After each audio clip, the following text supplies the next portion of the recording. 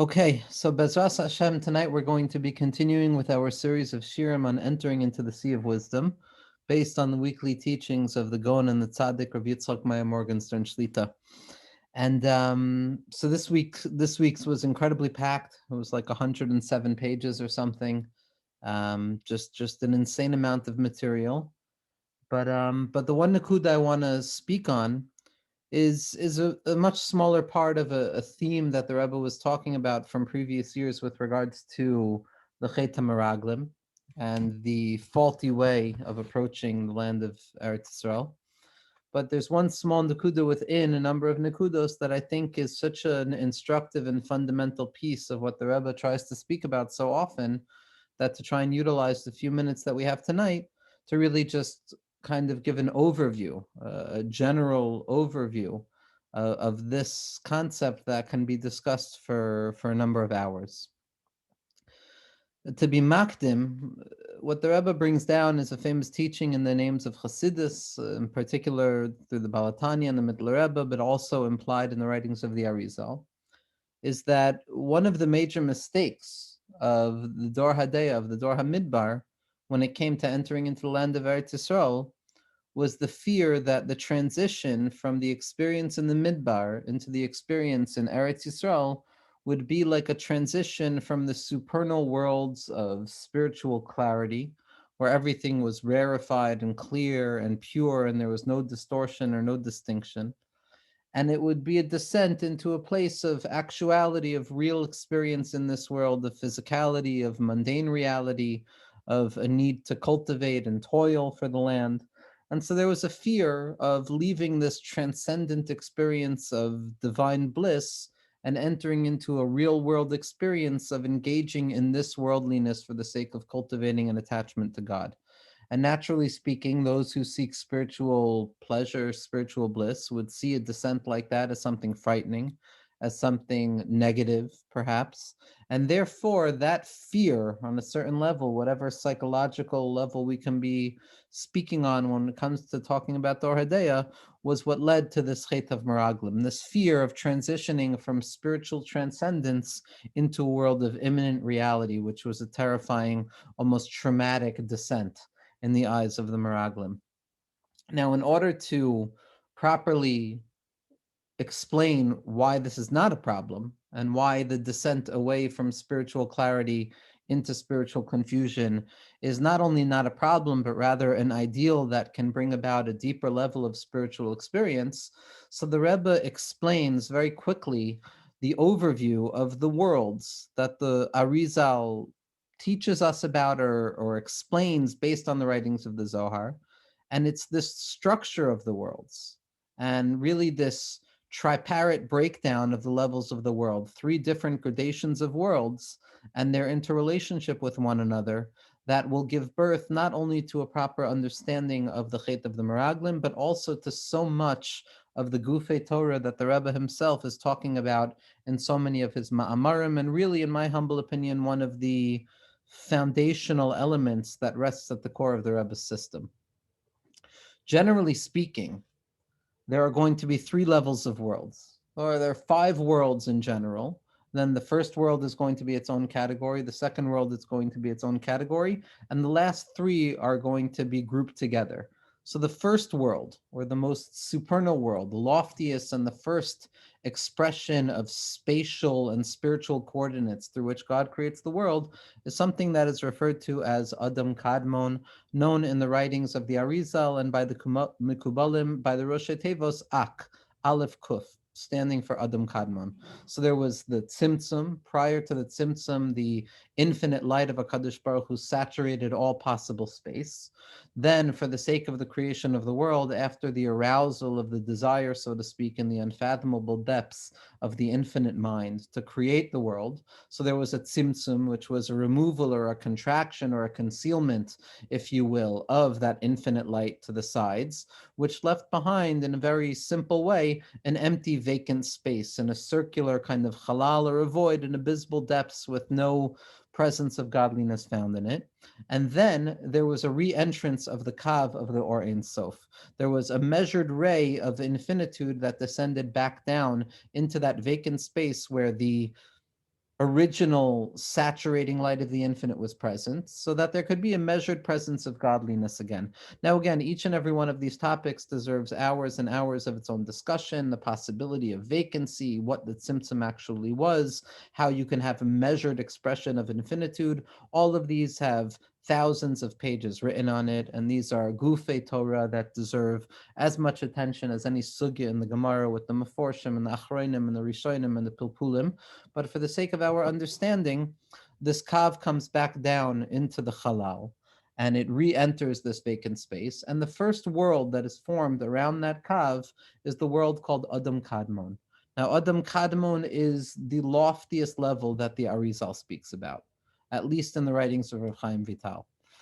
After the world of Adam Kadmon, at the mid-level of Adam Kadmon, where the measured worlds of human experience begin to take root, we're going to have four worlds that form on the level of Adam Kadmon. And that's going to be the worlds of Atzilus, Bria, Yetzira, and Asiya. So the five worlds that we have are Adam Kadmon, Atzilus, Bria, Yetzira, and Yasiya, aligned with the four-letter name of HaKadosh Baruch Hu, which is typically going to be the grounding metaphor for all of these symbols and all of these ideas. The Kutza Shel Yud, the loftiest point of the Yud, is representative of Adam Kadmon. The Yud itself is going to be representative of the world of Atzilus. The first Hey of the Shem Havaya is going to be associated with the world of Bria. The Vav of the Shem Havaya is going to be associated with the world of Yetzira. And the last Hey, or the lowest expression, is going to be associated with the world of Asiya. Now, putting aside Adam Kadmon for a moment, so what we're going to look at now is the interrelationship and the difference at play between the world of Atzilus and the three worlds referred to as the worlds of separation of Bria, Yetzira, and Asiya. The world of Atzilus, very similar to the world of Adam Kadmon, is a world of supernal unity. There is a unified presence of HaKadosh Baruch Hu there. There is no distortion. There is no distinction. There's no concept of klipos or negativity there. It is the first expression of vessels that are meant to serve as receptacles for the light. But paradoxically speaking, based on the Zohar, the vessels and the light in Olam HaAtzias are both simultaneously expressive of HaKadosh Baruch Hu's unity. So in spite of the fact that it is the birthplace of unity and difference that allows unity to express itself, the difference at the level of Olam HaAtzias is still subsumed within unity, so you have the burgeoning potential of separation, but it is subsumed and contained within the blinding unity of the world of Atzilus. So in the world of Atzilus, which corresponds to the first Yud, everything is good, there's no negativity, there's no concealment, and nothing goes wrong there. HaKadosh Baruch Hu's presence is infinite and present. It is only in the worlds that follow the worlds of Bria, Yetzira, and Asiya, that follow the world of Atzilus, which is Bria, Yetzira, and Asiya, that we begin to find separation. Now, these three worlds are grouped together very often and referred to as olamos of pirud, worlds of separation. But at the same point, each of them have their own gradations of separation. So the world of Bria, which is the first world of separation, is going to be referred to as mainly good with residual presence of negativity. The world of Yetzira, which is going to be this intermediary level of the three worlds of separation, will be considered half-half. There's good and there's bad. It's associated with the Eitz Hadas, Tov, and Ra. It's associated with the six Siddharim of Mishnayos, where there's kosher, and there's puzzle, and there's mutter, and there's asur, and there's tameh, and there's tahor. There's six sides of experience, all splitting themselves up on equal footing. And then the world of Asiya, which is the lowest world, corresponding to the world that we find ourselves in, it's going to be riboy ra, mainly negative, with a little bit of good found within it. And what we experience in human experience is Asiya da Asiya, the lowest limit level, the most particularized particular that can potentially be particularized, is where we find ourselves, or what the Baal HaTanya refers to as the Choshech Kaful u'Mechupel, the doubled over concealment and darkness. So, typically speaking, when a person looks at the world of Atzilus, Atzilus is a supernal unity that cannot tolerate disunity. It cannot tolerate separation.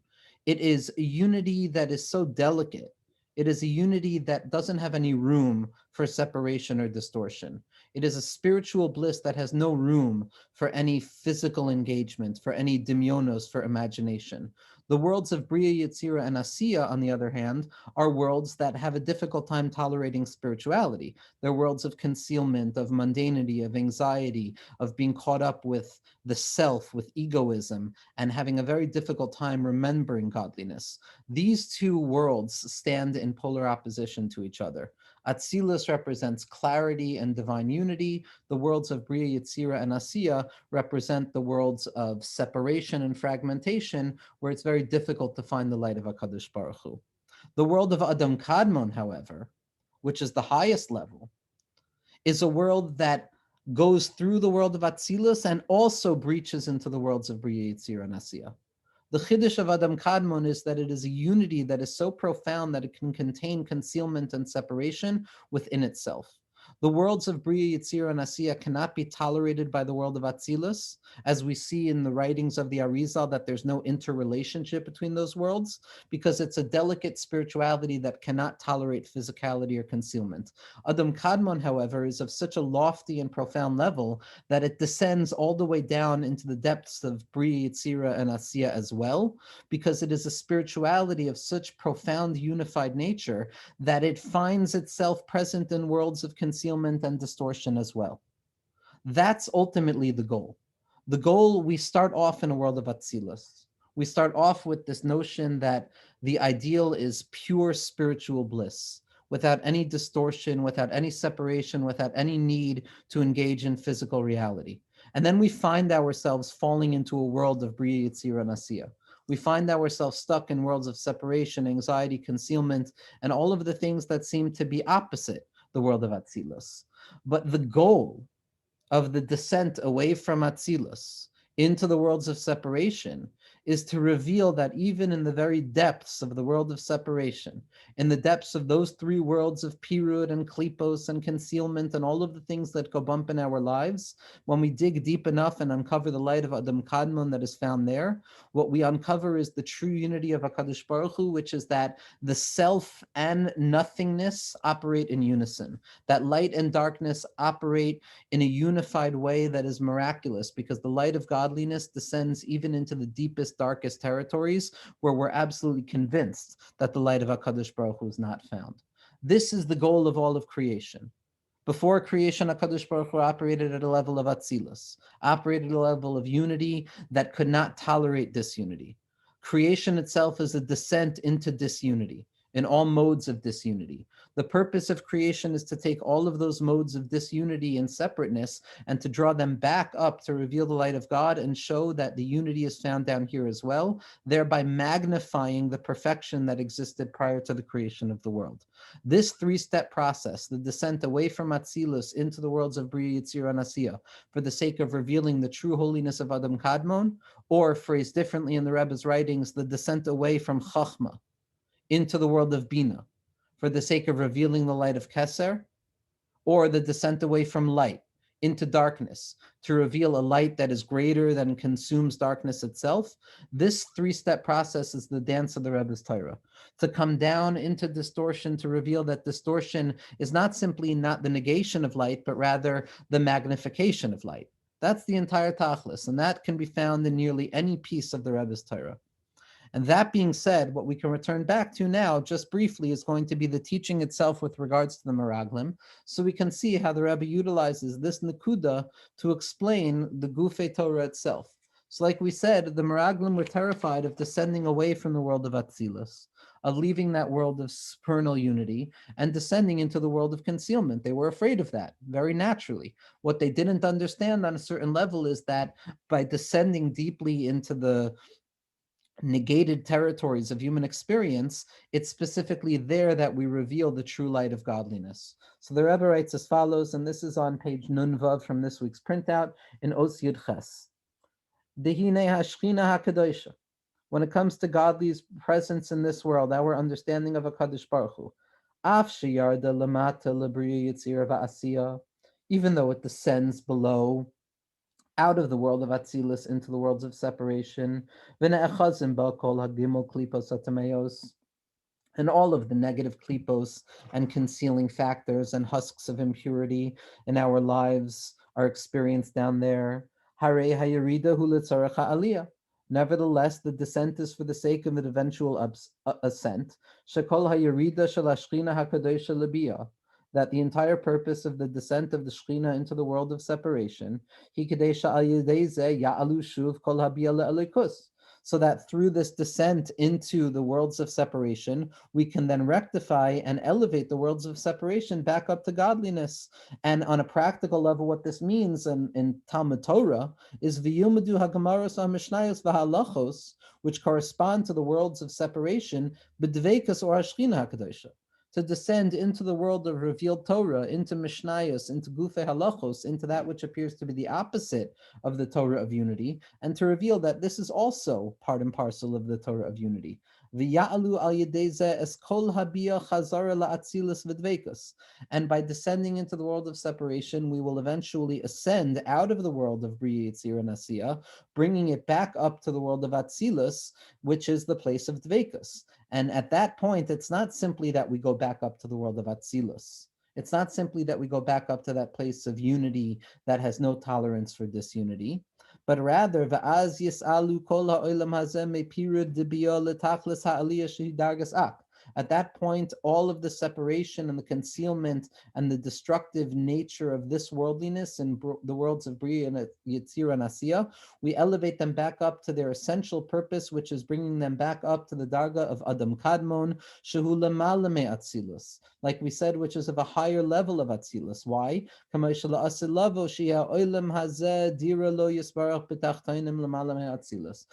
the tachlis of the creation of the world and the purpose which we will arrive at in the end is to reveal that it is specifically down here in the worlds of separation, in the worlds of Bria, Yitzir, and Asiya, that HaKadosh Baruch Hu wants to have a dira, which is higher than the world of Atzilus, because it's a revelation that even concealment doesn't conceal HaKadosh Baruch Hu. And this is the aspect of V'yamdu raglav bayom hahu al har hazesim. Har hazesim represents Olam HaAsiya, it represents the physicality of this world. The legs of HaKadosh Baruch Hu, so to speak, descending into the world of Asiya, represents that world of Adam Kadmon unfolding into the very nether regions of this worldliness, of this worldly experience. She is Galu Ragle Akba Ilam Hazeh, that on a spiritual level, the legs of Adam Kadmon, on their supernal level, whatever that image means in its true sense, descends into this world of separation. And at that point, the essential revelation of HaKadosh Baruch Hu's presence will not be up there, but rather it will be down here. And all of this would have begun properly if the Meraglim were mishtokek and yearned after the presence of godliness in this world properly. Which was found by their Rebbe Moshe Rabbeinu. And that they connected deeply enough to Moshe Rabbeinu and understood the true desire that Moshe Rabbeinu had for them, then they would have done things properly. And at that point, they would have drawn down the world of Atzilus that Moshe Rabbeinu represented, the Chacham of Moshe Rabbeinu, and they would have drawn it down into Olam HaAsiya Mamish, into the worlds of physicality. And at that point, they would have transformed the concealment of the worlds of separation into a resting place for the presence of HaKadosh Baruch Hu. Aside from the Meraglim, the value and the practical insight that an idea like this offers a person in their day-to-day life is unlimited. Because when a person encounters the opposite of Kedusha, when a person encounters the opposite of supernal unity, which is where most of us spend our lives, in our hearts, in our minds, in our physical experiences, but to learn and to believe deeply enough that not only are these experiences not the negation of spirituality, not only do they not stand in opposition to spirituality, but rather they serve as the very receptacles necessary for uncovering the deepest level of spirituality imaginable.